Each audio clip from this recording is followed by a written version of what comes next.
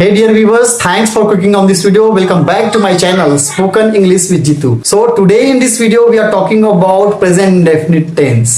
अंकित, हमने imperative sentence सीखा है अच्छे से, है ना। इम्पेरेटिव सेंटेंस क्या होता है? अगर हम किसी को कोई चीज करने के लिए ऑर्डर देते हैं, सलाह देते हैं, या अपनी ओपिनियन देते हैं, राय देते हैं, वो होता है इम्पेरेटिव सेंटेंस। ठीक। अब उस इम्पेरेटिव सेंटेंस में अगर हम कोई सब्जेक्ट लगा दें शुरू में, सब्जेक्ट मतलब उस काम को करने वाला, उस काम को करने वाले बहुत सारे हो सकते हैं। मैं हो सकता हूं, तुम हो सकते हो, वो हो सकता है, वो मतलब थर्ड पर्सन, ठीक है। या बहुत सारे लोग हो सकते हैं मिलके, हम, दे। अगर उस काम को करने वाला कोई भी व्यक्ति है तो उस व्यक्ति को पहले रख दो शुरू में, और उसके बाद फिर जो इम्पेरेटिव सेंटेंस का जो स्ट्रक्चर बताया था, पहले वर्ब बोलो, फिर जहां जरूरत है वहां ऑब्जेक्ट लगाओ, जहां जरूरत नहीं है वहां मत लगाओ। उसी ऑर्डर को फॉलो करना है, ठीक है। पहले सब्जेक्ट लगा देंगे और उसके बाद फिर वर्ब, उसके बाद फिर अगर ऑब्जेक्ट चाहिए तो लगाना है, नहीं चाहिए तो नहीं लगाना है, ठीक है। तो ये होता है हमारा प्रेजेंट इंडेफिनिट टेंस। बेसिकली सबसे पहला जो यूज है, हम जो कुछ भी करते हैं रूटीन के तौर पे, वो सब होता है प्रेजेंट इंडेफिनिट टेंस। तो याद करने की कोशिश करो, सुबह उठ करके पूरे रात तक, सोने तक क्या क्या करते हो, जो चीज याद आ रहा है उसको आई के साथ बोलो। आई सब्जेक्ट है, तुम जो उस काम को करते हो। आप लोग भी प्रैक्टिस करिए। संकेत पहले बोल के देखो, पहले क्या करते हो? I wake up. हाँ, जिसका अंग्रेजी नहीं जानोगे मैं बताऊंगा, ठीक है। I wake up, I wake up. I get time भी up. बता दो, टाइम भी बता सकते हैं हम कि किस समय उठते हो। I wake up 6 o'clock. 8, time के साथ 8 लगाना है, याद रखिए। I wake up at 6 o'clock, okay. After that I get up 6. You get out of bed, you get out of bed. तो पहले वेकअप किए कितने बजे? 6 बजे। उसके बाद बेड से उठे, तो बेड से उठने के लिए हम बोलते हैं out of bed, out of bed. उसमें तो टाइम नहीं लगेगा, सबके साथ टाइम लगेगा। टाइम बता रहे हो अगर कि किस समय क्या करते हो, टाइम बताना है तो 8 के साथ बताना है टाइम, ठीक। तो सबसे पहले you wake up at 6 o'clock, right. Then after that I get up you get out of bed. Bed at 6:05. 6:05, okay. I go to the bathroom at. हर बार टाइम बताने की जरूरत नहीं है, स्पेसिफिक जहां जरूरत हो वहां टाइम बताइए। हर जगह पे टाइम बताने की जरूरत है। आप बाथरूम कितने बजे जाते हैं, कितने बजे मुंह धोते हैं, कितने बजे ब्रश करते हैं, जरूरी नहीं है, ठीक। उठने का टाइम बता दो, और बेड से उठने का टाइम बता दो। बाथरूम अभी इधर टाइम बताने की जरूरत नहीं है। So you go to the bathroom, okay. I wash my face. I brush my teeth. या you brush your teeth, I take a bath. या यू टेक अ बाथ। नहा लिए, नहाने के बाद में क्या करते हो? तैयार होते हो, get dressed. Get dressed. Get dressed, get dressed में सब कुछ आ जाता है। आप जो कुछ भी पहनते हैं, जो कुछ भी करते हैं, मतलब तैयारी करने के लिए, कहीं स्कूल जाना है, किसी वर्क पे जाना है, कुछ भी करते हैं, उसके लिए आपका आ जाएगा गेट ड्रेस्ड, ठीक है। अगर आप पर्टिकुलर उस चीज को बताना चाहते हैं कि क्या क्या करते हो, जैसे पुट ऑन, जूते पहनते हो, मोजे पहनते हो, शर्ट्स पहनते हो, shoes, put on my socks, put on my dress. तो ये सब डिटेल में भी बता सकते हो, ठीक है। बार बार पुट ऑन लगाने की जरूरत भी नहीं है। हाँ, गेट ड्रेस्ड बोल दिए, उसमें सब आ गया, तैयार हो गए। आई ब्रेकफास्ट। You eat breakfast. खाने पीने के सेंस में हैव का भी यूज कर सकते हैं, टेक का भी यूज कर सकते हैं, लेकिन ज्यादा क्या चलता है? हैव चलता है। तो हैव बोलिए खाने पीने के सेंस में, ठीक है। I have breakfast. I have breakfast. Breakfast, okay. I go to the school. The लगाने की जरूरत नहीं है। I go to school. My school at. हाँ, अब यहाँ पे टाइम बताना जरूरी है, क्योंकि आप कितने बजे स्कूल जाते हो जरूरी है बताना, तो यहाँ पे टाइम बता सकते हो। या I go to school at 8 o'clock. 8 o'clock. After that I study there. I study there. कितने बजे से कितने बजे तक? कितने बजे से कितने बजे तक बताना हो तो फ्रॉम, वो टाइम बताइए जो स्टार्टिंग है। From 9. और उसके बाद to, From 9 to 3. From 9 AM मतलब सुबह का समय, to 9 a.m. to to 3 PM PM मतलब आफ्टरनून का समय या शाम का समय, ठीक है। So I study there from, फिर से बोलो, I study there from 9 AM to 3 PM. After that I come back. After that I come back home. I come back home. याद रखिए, होम एक ऐसा वर्ड है, होम और अब्रोड ऐसा वर्ड है जिसके साथ टू प्रेपोजिशन आपको नहीं लगाना है। अगर आप कम या गो बोलते हैं, कम होम या गो होम, तो यहां पे गो टू होम या कम टू होम ऐसा बोलने की जरूरत नहीं है। हाँ, आप टू का प्रयोग कब करेंगे? अगर उसके साथ में आप पजेसिव प्रोनाउन का यूज करते हैं। होम के साथ अगर आप पजेसिव प्रोनाउन का यूज करते हैं, जैसे माई होम, तो उसके पहले टू लगाइए, to my home, go to my home, come to my home, ठीक। लेकिन अगर आप माई को हटा दें, सिर्फ होम बोलना है, तो यहां टू नहीं बोलना है, गो होम, कम होम। समझ गए? तो छोटे छोटे जो टिप्स हैं उसको भी आप नोट करते जाइएगा। ड्रेस चेंज करते हो ना, आते हो स्कूल से, तो I change my dress. I eat lunch. Eat की जगह में हैव भी बोल सकते हैं ना। I have my lunch. You take a rest. आराम करने को बोलते हैं take a rest. I take a rest. कितने समय के लिए करते हो? मान लो 15 मिनट के लिए करते हो, फॉर 15 मिनट्स। 20 मिनट के लिए करते हो, 30 मिनट्स के लिए करते हो, फॉर 30 मिनट्स। बोलो, I take a rest for 30 minutes. For 30 minutes. I take a rest for 30 minutes. हाँ, फिर आई खेलने जाते हो, होमवर्क। हाँ होमवर्क करते हो। हाँ, फिर I homework. Do your homework imperative sentence है, आई लगा दो। I do my homework. हाँ, I do my homework and I play. After that I play. I play. I do my homework first. पहले मैं होमवर्क करता हूं, फिर खेलने जाता हूं। कैसे बोलेंगे? I do my homework first, after that I go to play at 5 o'clock। At 5 o'clock। I play. कितने समय तक खेलते हो भी बता दो। For 1 hour। For 1 hour। I play for 1 hour।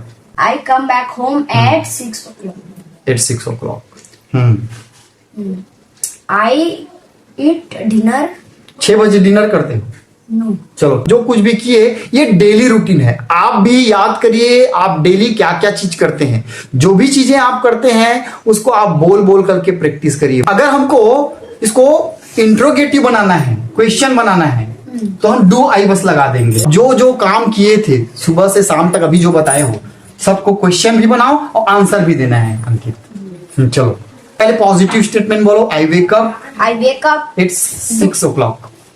Time को नहीं बताता हूँ। I wake up. Do I wake up? Yes, I wake up. Negative बनाओ। No, I don't wake up. Good. Next, I get up of bed. Out of bed. Out of bed. अब बोलने की जरूरत नहीं। I get out of bed. I get out of bed. Bed. I get out of bed. Do I get out of bed? Yes, I get out of bed. Yes, I get out of bed. Bed. No, I don't get out of bed.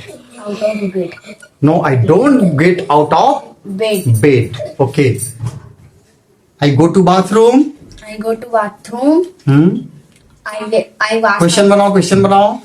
Do I go to bathroom? Do I go to bathroom? Yes, I go to bathroom. No, I don't go to bathroom. I wash my face. Do you wash my face? Do I? एक Do I wash my face? Yes, I wash my face. No, I don't wash my face. I brush my teeth. Do I brush my teeth? कपड़ा पहनते हैं उसको put on. पूरा कपड़ा पहन डाल देंगे। Get dressed. I get dressed. Do I get dressed? Yes, I get dressed. No, I don't get dressed. तो इस तरह से आप पॉजिटिव स्टेटमेंट बोलिए, उसके बाद फिर इंट्रोगेटिव खुद से क्वेश्चन करिए और उसके बाद खुद ही आंसर दीजिए। यस में भी दीजिए, नो में भी दीजिए। जैसे मैं बोलता हूं आई वेक अप एट 7 o'clock, और उसके बाद फिर क्वेश्चन पूछिए, do I wake up at 7 o'clock? Yes, I wake up at 7 o'clock। No I don't wake up at 7 o'clock। इस तरह से बोल बोल करके सारे एक्टिविटी जो कुछ भी आप करते हैं, जितने भी डेली रूटीन आपके हैं, सबको ये 4 तरह से बोल बोल करके प्रैक्टिस करिए। इस तरह से जब आप बोलते जाएंगे तो आपके जो माउथ मसल्स हैं वो हैबिचुअल होते जाएंगे इंग्लिश स्पोकन के। जब तक आप बोल बोल करके प्रैक्टिस नहीं करेंगे, हैबिट नहीं डालेंगे, तब तक आप अंग्रेजी जानते हुए भी नहीं बोल पाएंगे। जानना ही काफी नहीं है। It is not enough to know about English. What you need to do is practice, practice and only practice. The more you speak, the better you will become. जितना ज्यादा आप प्रैक्टिस करते हैं उतना ही ज्यादा आप बेहतर बनते हैं। सेकेंड यूज बता रहा हूं। सेकेंड यूज है यूनिवर्सल ट्रूथ। जो यूनिवर्सल ट्रूथ है उसके साथ प्रेजेंट इंडेफिनिट टेंस यूज होगा। जैसे यूनिवर्सल ट्रूथ क्या क्या है, जैसे सूर्य जो है पूर्व से उगता है। क्या कभी ऐसा हो सकता है कि वो पश्चिम से उगेगा? नहीं। सूर्य कहां से उगता है? पूर्व से। तो पूर्व से उगता है, ये यूनिवर्सल ट्रूथ है, ये सच्चाई है, इसको कोई बदल नहीं सकता। जिस चीज को नहीं बदल सकता, हाँ, ईस्ट से उगता है, तो इसको कैसे बोलेंगे? The sun rises. Sun third person है, सिंगुलर है, तो इसके साथ वर्ब के साथ एस या ईएस लगता है। तो राइस के साथ क्या हो जाएगा? राइसेस हो जाएगा। ठीक है, राइस का क्या हो जाएगा? राइसेस हो जाएगा। The sun rises in the east. ठीक उसी तरह से सूर्य पश्चिम में डूबता है ना, तो पश्चिम को क्या बोलते हैं? वेस्ट। डूबने को बोलते हैं सेट। हाँ, तो बोलो एक बार। The sun sets in the west. The sun sets in the west. अब इसका क्वेश्चन बनाओ। तो sun rises in the east, question बनाओ। Sun rises in the east. हाँ, और जिस वर्ब में एस ईएस लगता है, क्वेश्चन बनाते हैं तो याद रखना डज से क्वेश्चन बनाते हैं, डू से नहीं बनाना है। डज द सन राइसेस नहीं है, डज लग गया तो अब एस ईएस नहीं लगेगा। Rise. Does the sun rise in the east.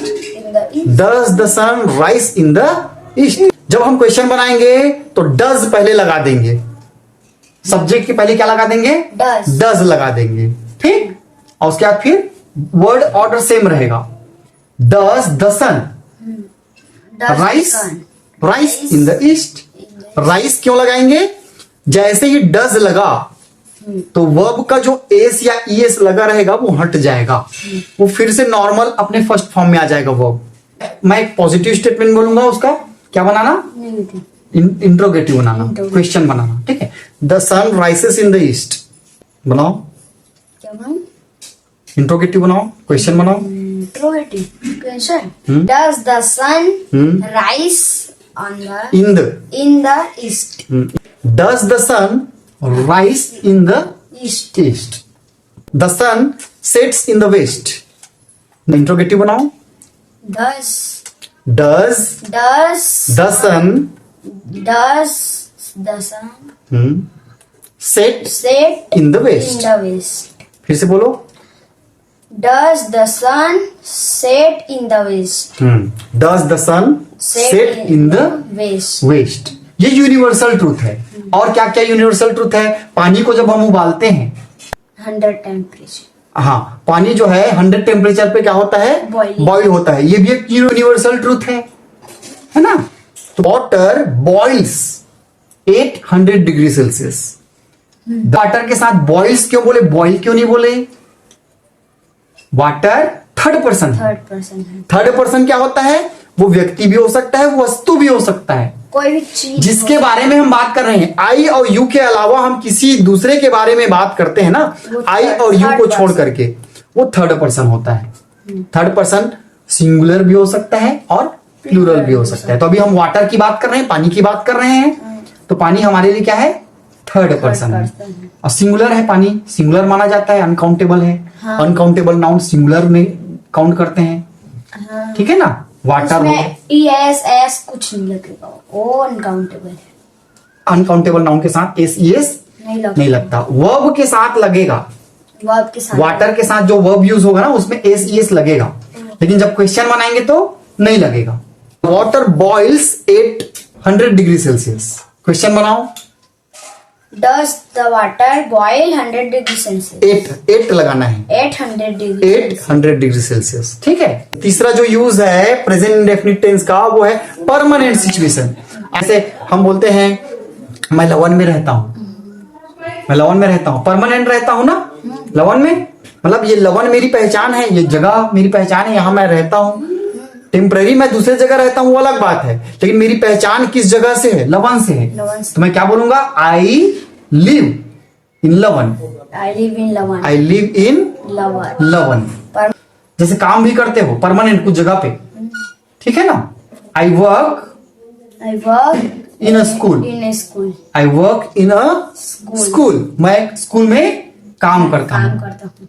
I work in a school, मैं एक स्कूल में काम कर, ये मेरी परमानेंट पहचान है। याद रखिए, आप प्रेजेंट इंडेफिनिट टेंस कोई भी टेंस को आप हिंदी से मत सीखिए। हिंदी में जैसे कई लोग सिखाते हैं, स्कूल में सिखाते हैं ता है ती है आ गया तो वो प्रेजेंट नहीं, ऐसे मत सीखिए। ऐसे में बहुत जगह ऐसे आएंगे जहां पे आप कंफ्यूज हो जाएंगे, आप सही यूज नहीं कर पाएंगे।